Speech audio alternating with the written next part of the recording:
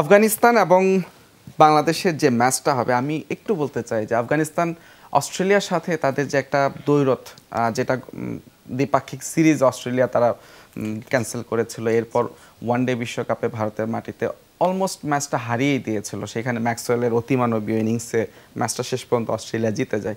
কিন্তু বিশ্বকাপের পরবর্তী আরেকটা বিশ্বকাপে সে ঠিকই অস্ট্রেলিয়াকে আফগানিস্তান হারিয়ে দিয়েছে। এই যে একটা মানসিকতা, সেটা বাংলাদেশ ভারতের সাথে বিশ্বকাপে সেই 2007 সালে একবার জয় পেয়েছিল, এরপর খুব ক্লোজ ম্যাচ হয়েছে কিছু, কিন্তু ম্যাচটা যে এভাবে জেতা যায় সেটা এখন আর বাংলাদেশ পেরে উঠছে না।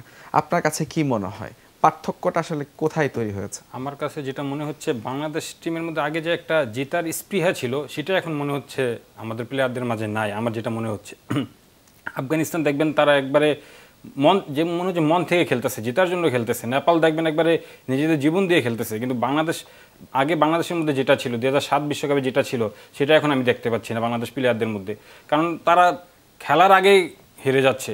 নাজমুল হাসান শান্ত বিশ্বকাপে যাওয়ার আগে বলে যাচ্ছে আমাদের সামর্থ্য 200 রান করার মতো নেই। তারা যদি খেলার আগেই হেরে যায় তাহলে তো আমরা বুঝতেই পারি তাদের মনের অবস্থা কি, আবার আমাদের কতটুকু সামর্থ্য আছে। তারা নিজেদের সামর্থ্যের উপরে তাদের বিশ্বাস নেই। সো মানে আফগানিস্তান আর বাংলাদেশের মধ্যে তো আমি বিশাল পার্থক্য, আকাশ পাতাল পার্থক্য দেখতেছি। যে জয়ের মানসিকতা, সেই মানসিকতাটাই আসলে পার্থক্য তৈরি করে দিয়েছে।